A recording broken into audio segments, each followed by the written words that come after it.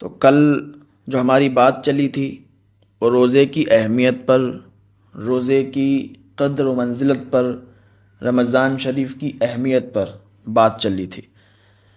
تو آج کا جو ہمارا ٹاپک ہے، آج کا جو بیان ہے، وہ رمضان کے روزے کی فرضیت اور اس کی حکمت پر انشاءاللہ گفتگو ہوگی۔ اللہ پاک کی بارگاہ میں دعا ہے اللہ ہمیں زیادہ سے زیادہ اس پر عمل کرنے کی توفیق عطا فرمائے۔ تھوڑا سا آپ بھی ادھر سے آگے بڑھ جائیں، ٹھیک ہے؟ آپ صحیح بیٹھے ہیں۔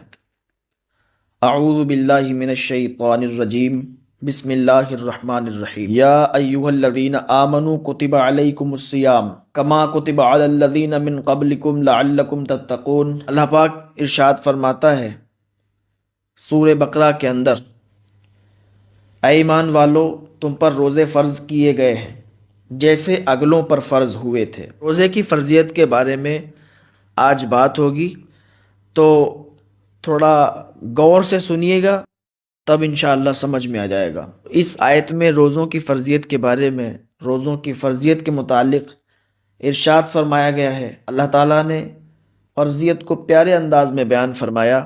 اللہ تعالیٰ نے امت محمدیہ کو ایمان کی صفت سے یاد فرمایا۔ اگر کوئی اور مذہب والا روزہ رکھے تو اس کو بھوک اور پیاس کے علاوہ کچھ حاصل نہیں ہوگا، کیونکہ وہ خدا بند تعالیٰ کی وحدانیت کا یقین نہیں رکھتے اور حضور پاک صلی اللہ تعالیٰ علیہ وسلم کی نبوت کا بھی یقین نہیں رکھتے۔ البتہ مومن اگر روزے رکھے گا تو اس پر اللہ تعالیٰ کی خاص عنایات نازل ہوں گی۔ اللہ تعالیٰ نے ارشاد فرمایا یا ایھا الذین آمنوا، یعنی دل سے اور زبان سے خدا کی توحید اقرار کرنے کے بعد ایمان کا یہ تقاضا ہے کہ روزے رکھے جائیں۔ اچھا، روزہ رکھنا بڑی کٹھن بات معلوم ہوتی ہے کہ صبح جو ہے سحری کرتے ہیں، سحری کرنے کے بعد پھر روزہ رکھتے ہیں اور نماز پڑھنے کے بعد پھر پورا دن بھوکا رہتے ہیں، تو بڑی کٹھن بات معلوم ہوتی ہے کہ یہ بڑا جو ہے سخت معاملہ ہے کہ پورا دن بھوکا رہیں گے، نہ کھا سکتے ہیں نہ پی سکتے ہیں۔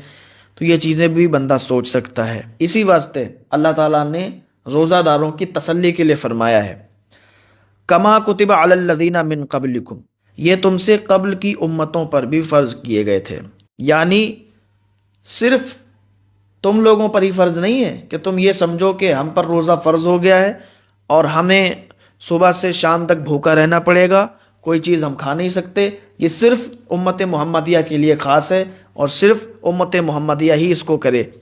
اللہ تعالیٰ نے ارشاد فرمایا کما کتب علی الذین من قبلکم، کہ یہ تم سے قبل کی امتوں پر بھی فرض کیے گئے تھے۔ یعنی عبادت صرف ہم مسلمانوں پر فرض قرار نہیں دی گئی، بلکہ کوئی بھی امت اس عبادت کی ادائیگی سے محروم نہیں تھی۔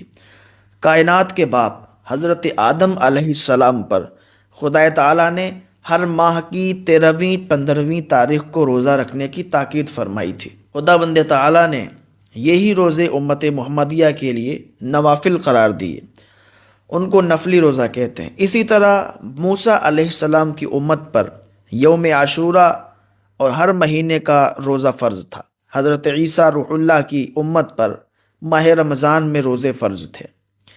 موسم بدلنا قدرت کا ایک عجیب کھیل ہے، کبھی سردی، کبھی گرمی، کبھی موسم بہار، تو کبھی کسی طریقے کا آتا جاتا ہے۔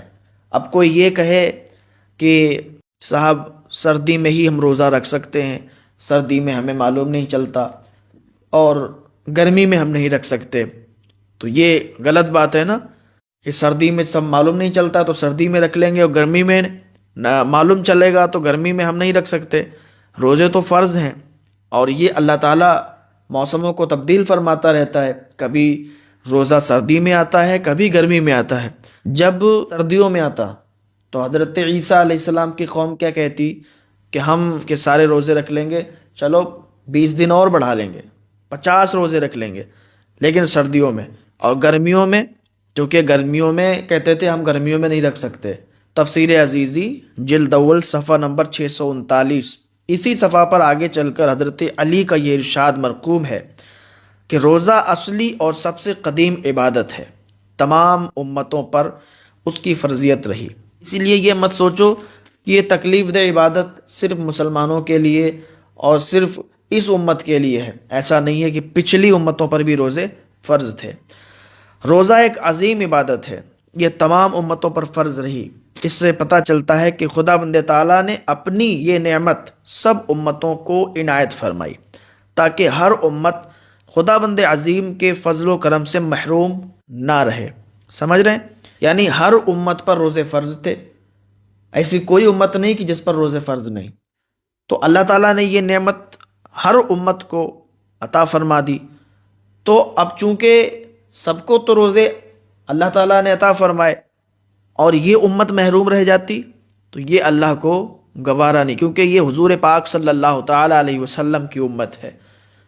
ہاں، کہ جو نبیوں کے نبی ہیں، رسولوں کے رسول ہیں، نبیوں کے سردار ہیں، رسولوں کے سردار، وہ اس نعمت سے کیسے محروم رہ جاتے؟ سمجھ رہے ہیں؟ لعلکم تتقون، خداوند عظیم نے کائنات کی کوئی شے فضول نہیں پیدا فرمائی، سمجھ رہے ہیں، بلکہ ہر شے میں کوئی نہ کوئی فائدہ پوشیدہ ہے۔